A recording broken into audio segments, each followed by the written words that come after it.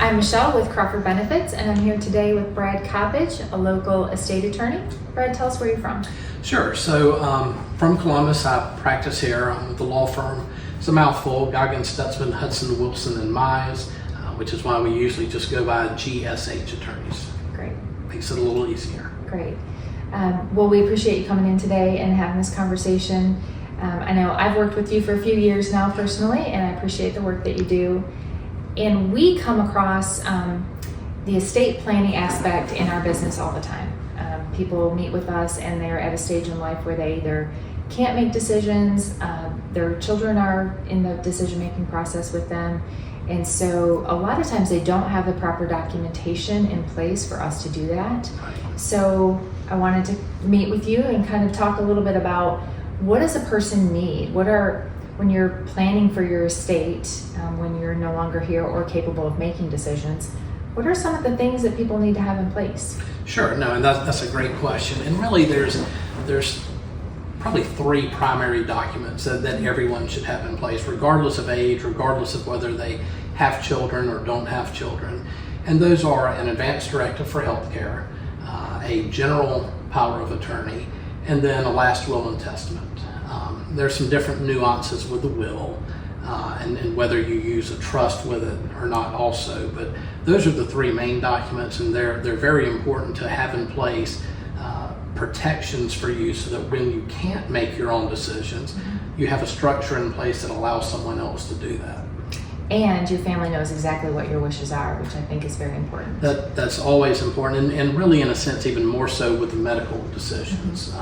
It's very hard to make decisions in a hospital when a loved one is ill, where there are multiple family members of the same degree, and there might be differences of opinion as to what course of action should be taken or what treatments pursued. And a lot of emotions involved. Lots of emotions, always. I know we've talked about trusts a little bit. If people are Googling what documents are important, they might come up with something like that. Tell us a little bit about a trust versus just a will, and when someone might or might not need that. Sure, good question. So a will, of course, just disposes of your property at your death. It directs how you want that property to pass, whether that's outright to someone or whether it's in a trust until maybe you have a minor child and you want that property held for that child's benefit until they're 25 or 30 or whatever else.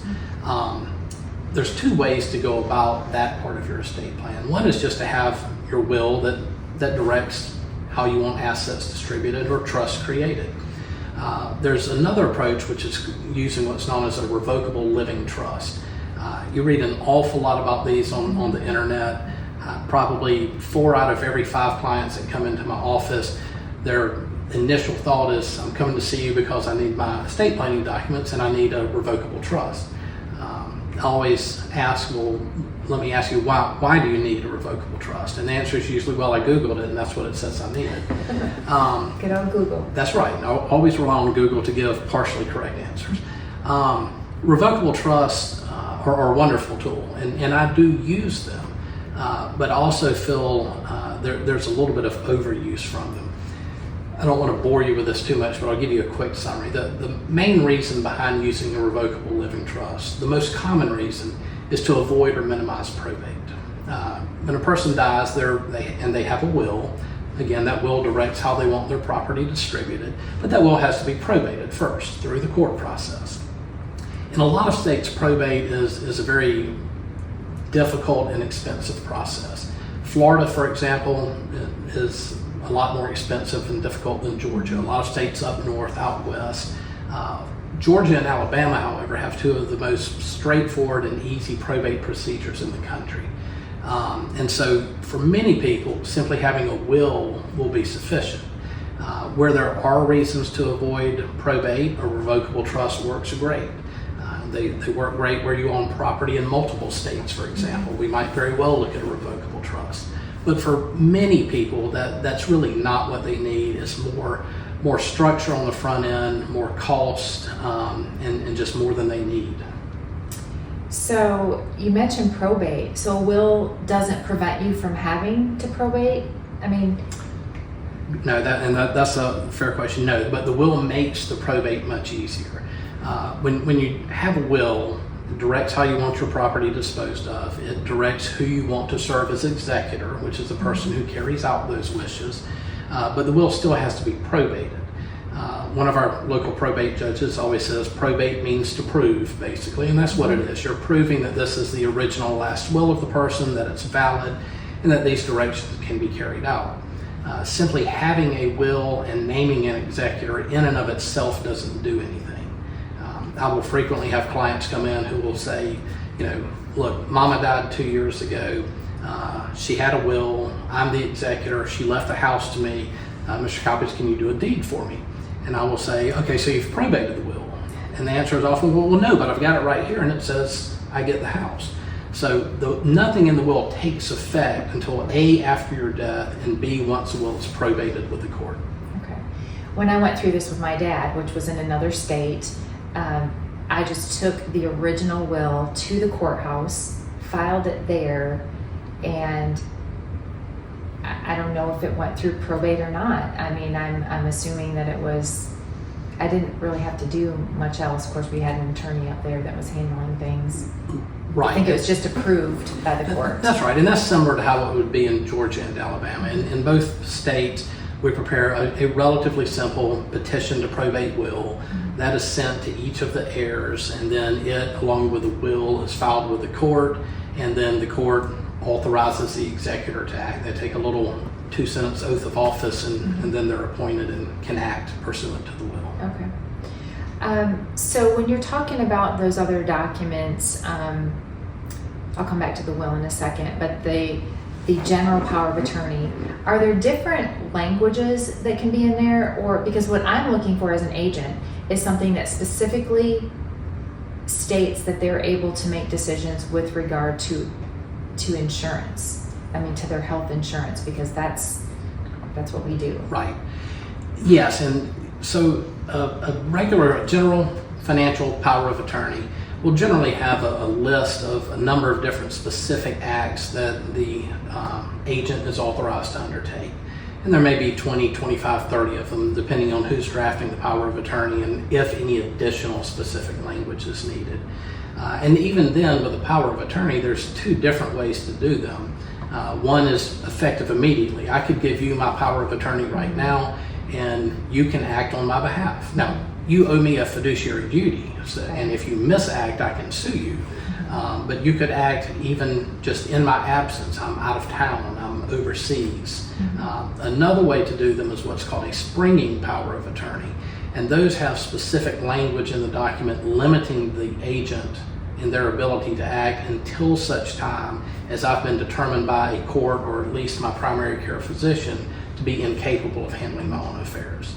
Typically, where you have a husband and wife, we'll make them effective immediately. Oftentimes, even if it's an adult child. If it's someone who you're not quite ready to turn over that full authority to, then we might make it a springing power of attorney. Understood. Going back to the will, when people are setting things up, and I only mention this, like I said, I went through this stuff with my dad's estate, and when people are setting up their wills, and they have multiple children or they have multiple heirs, whoever they are, they might say split 50-50 equally. There are concerns with that. There are concerns with that. There are also an equal degree of concerns where they have 2 children or 3 children and they want to make them all co-executors together. Well, I'll touch on that in a minute as well. But yeah, the problem with dividing everything 50-50 is it is divided 50-50. At least if, again, let's use a situation of 2 children. As long as the children agree on everything, they're the 2 heirs, 2 beneficiaries of the will, they can split it up however they want. You take this asset, I'll take this asset. These are kind of equal value. But where you have bigger blocks of assets, let's say a piece of farmland or a vacation home, you generally don't want to put your children in the position of being co-owners of a piece of property like that, because there are almost always going to be differences of opinion of what do we do with it. Do we plant? Do we replant the pines on this farmland? Do we do a complete remodel of this condo at the beach? And if they're co-owners of it, They have to act together. And in the end, what that usually results in is the property being sold. So if it's something that's important to you to pass down to the next generation, maybe it's the old family homestead, maybe it is the little beach house that's been in the family for 3 generations. You really want to take a close look at what you're doing with your will. Are you creating a structure that's almost doomed to failure because the children either already don't agree, as is all too often the case, and people still set these structures up like this, or there's a likelihood they may diverge on their views down the road. Yeah, I've seen it. I've experienced it, and I've seen it with clients where families are divided because of a will, because there's an inheritance of whatever size. It doesn't have to be big either. But when you're talking about things being divided 50-50, the only way to really do that is cash. To sell it. To sell it. Cash. And that can be the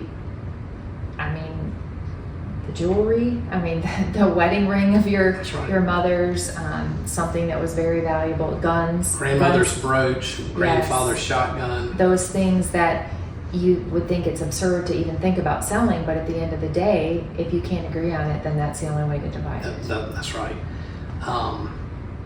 So how do you prevent that other than, being more thoughtful? But I know that when we met, we have a list of things that we have listed out to be divided, to be, given to who we want it to go to.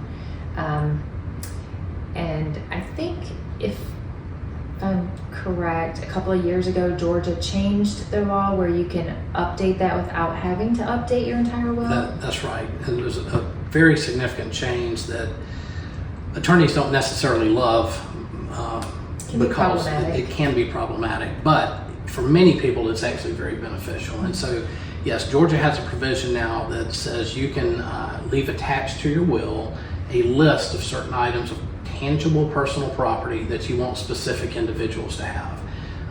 It's great for the client because in years past, we would have a list of, there might be, paragraph A through M of, grandmama's rocker and, my wedding ring and this shotgun, and you would list all those out individually in the will. Those things change over time. Not just the items themselves, but maybe who you want them to pass to. And if they're all listed specifically in the will, guess what? You've got to go see your attorney to make that change. So this new provision in law makes it much easier to just attach a list which you can update from time to time. Unlike a will, which has to be signed in front of 2 witnesses and a notary, this list does not, which is why it's troubling to some attorneys. Sure. As long as it is written out, and that can be typed or handwritten, your name printed, your signature made, and the list dated, and the list reference what section of the will. Like, for example, most of my wills follow sort of the same format. Item 3 usually deals with personal property. We'll have a couple of specific things. Paragraph C might say, I may leave attached to this will a list of items of personal property. And so you would just make your list and say list pursuant to item 3, paragraph C of my last will and testament dated whatever date, fill out the list and change it whenever you want. So That's perfect. That's very helpful for many people to be able to do that. I can see where it could be a problem though for some There's families. always room for problems, Sure. but it's more beneficial than it is harmful most of the time. Sure. And it does allow you to make those decisions. You had asked a minute ago about how should someone go about trying to deal with these specific assets or specific properties. The easiest answer, which is not the easiest for some people, is to discuss it with your children. Absolutely. A lot of people find that very hard to do, but it's by far the best thing you can do. Sit down with your children, whether it's together or individually, talk about particular assets, or at least understand who has an interest in the farm, who has an interest in the collector car, who has an interest in these things, and make it clear to them up front what your plans are. Beyond that, if you don't want to discuss it with them, and I can understand not wanting to sometimes, you should at least try and have an idea of who would enjoy this more, who would keep this, who would this mean something to, and provide for that in your will. Because as you said, one of the worst things that you can do is leave everything joint, especially if there could be conflict. Then you're harming a relationship as it goes down the road, when you could have entirely avoided that by being more direct in your approach. Absolutely. Trying to think of what else I wanted to hit on today. Beneficiaries, let's talk a little bit about that. There are beneficiary designations for everything, your financial accounts. Right. One thing that I experienced personally was, with my father's passing, was everything, we were listed as beneficiaries on all the financial accounts, investment accounts, retirement accounts, bank accounts. And what that did, that just passed that money directly to myself and my brother, leaving no money to manage the estate. Right. Well, an estate that goes on 2+ years to settle is expensive. Yes. I mean, just final expenses are expensive. Right. So, do you have any recommendations on that? I do, and there's a couple of thoughts there. And the two biggest ones, of course, we see, certainly there's financial accounts and CDs and things like that. But of course, life insurance is a big one, IRAs are a big one. And oftentimes we'll see people, let's say we've got a youngish couple with young children. By default, it's easy to think, when you think of the term beneficiary, well, of course, my wife and my children are my beneficiaries in the general sense of the term. But if I go in and I list my wife as the primary beneficiary and then my children as the contingent beneficiaries, that sounds like it makes sense, right? Logical.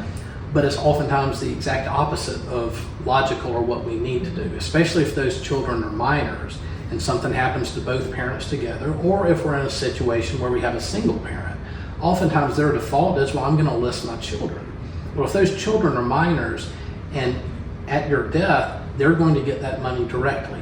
And if they get it directly as a minor, then we're going to have to go through a court-ordered conservatorship, which is time-consuming, expensive, requires annual reporting to the court, requires posting a surety bond with the court, and perhaps worst of all, we're going to then have to turn those funds over to the child as soon as they turn age 18. Yikes. Most people don't want that. Most people, if they have financial assets passing to their children, however mature and responsible you might think they are, we oftentimes want to see that held until they're some amount older, whether that's 22 to get them through college, or 25, or maybe even 30 or 35.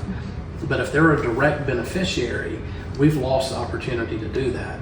And that's only problem number one. Problem number two gets to what you were alluding to. If you've got an estate and most of the financial assets pass outside of the estate, so if a person's a designated beneficiary, those assets pass outside of the estate. They're not subject to probate, they're not subject to the will, they're not subject to its terms.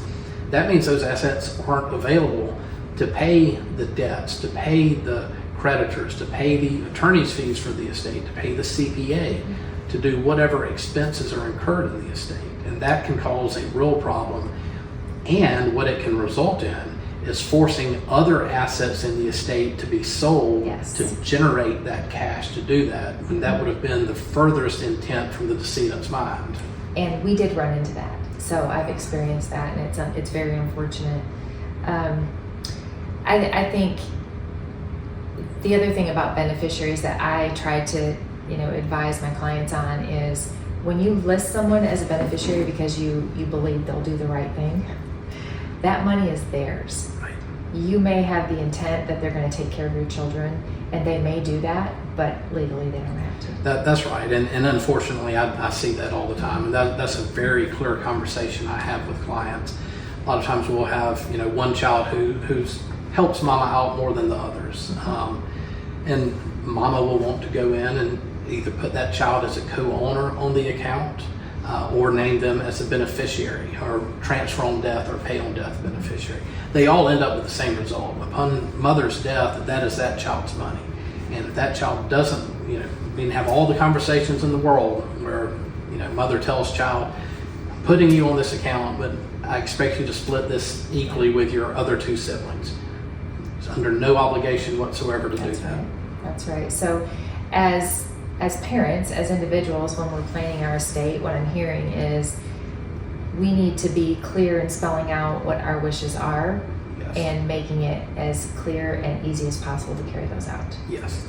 And these documents do that. And I'll come back to one thing. We started off talking about powers of attorney and health directives. They're really important for a secondary reason, not just so that you have an agent who can make decisions for you if you can, but so that you don't have to have an agent appointed by the court. If you don't have a power of attorney and an advance directive for health care, and you suffer a massive stroke or have a traumatic brain injury or just develop Alzheimer's or dementia, if you don't have those documents, there's no one who can legally act for you. And here's what so many people miss, once you're incapacitated, it is too late to do those documents. Yes. I see situations all the time. A parent has, fairly advanced Alzheimer's and they haven't done the documents. I get a call from the child, hey, I need you to do these documents for mom. She can still sign her name. And my answer is, we can't do that. I can't ethically prepare those documents because she has to be confident in order to sign them. And so if you don't have those documents, the only way to get that authority is through going through the probate court and doing a guardianship and conservatorship. Those proceedings take 3 months easily. They typically will run several thousands of dollars. And on top of that, again, you're reporting to the court. You're posting a bond. You're under the court supervision. That's not always a bad thing, but 9 out of 10 times it's something that we would try to avoid. Sure. So those documents are particularly important. So what I'm hearing is have the conversation with your children, and I think that is important. Make sure that they know what your wishes are. And I know when we had our estate planning documents done, we sat down with our kids and we just said, this is what we're planning. If we would rather have you know now, and if you have questions or concerns, let's talk about it.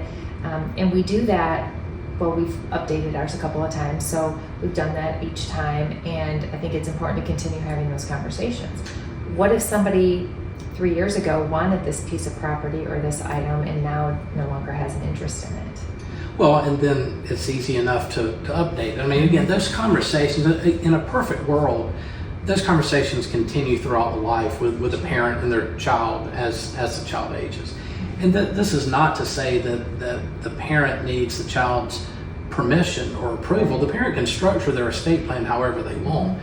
But gosh, it's so much easier and so much better for the relationships of your heirs and descendants to have some degree of conversation, to have some expectation of how you might even do things. Because otherwise it's very likely to cause, very possible, I won't say likely, very possible to cause conflict down the road. Not every family is super close. And certainly, yes, there are situations where you can leave everything jointly. Those situations are a lot more rare than most people would think they are. Sure. And I see it in my business too. Yeah. Is there anything that we've missed maybe today in our conversation? I think this has been very helpful to clarify the documents and the importance. I think there's one other thing that's worth mentioning because it's such a misconception out there. A lot of people think, well, if I don't have a will, it's okay. I mean, I know I don't have anything. Yeah, either I don't have everything, or they operate under the assumption if they're married, everything will go to my wife or my husband. All right, that is not true. All right, so the law in Georgia is if you die without a will, that's called intestate. If you die intestate, your property does pass to your next of kin. All right, we're not worried about the state coming in and taking it. I know a lot of people talk about that, but that just almost never happens. But if I'm married and I have a wife and 2 minor children, or 2 adult children for that matter, everything doesn't just go to my wife. It's divided into shares for my wife and children. So, and it's not complex, but it's if you have a spouse and 1 child, they split the estate equally. You have a spouse and 2 children, each gets a third. If you have a spouse and 3 or more children, the spouse gets a third, the children split the 2/3. But that applies, it kind of goes back to that joint ownership. That kind of applies across the board. You're creating a situation where your spouse and your children own equal shares in the house perhaps. Now, if it's a first marriage and the children are together of the same couple, that may be okay. Yeah. When you get into a second or third marriage or children, prior to marriage and then children together, let me tell you what a nightmare that is because I see it all too often. A will avoids that. With a will, you can leave your property however you want. You can leave it all to your spouse. You can leave it to your spouse and children, but you're not operating under the default rules of it's split between my spouse and my children. Yeah, I think that, I mean, you know, I understand the importance of these documents. I think that our intent is just to help other people understand, you know, how to avoid those pitfalls. Right. And how to care for their families. I mean, we love our families. We want to make sure that they're taken care of, but sometimes taking the easy way of splitting it 50-50 just isn't easy. It is not easy. It is not I easy. agree. Well, Brad, I appreciate your time today. I think we got a lot of really good information. I think you're going to help a lot of people with this, and we're going to make sure everybody has your contact information. All right. And it's been a good talk. All Thank right, you. my pleasure. Thank you. you.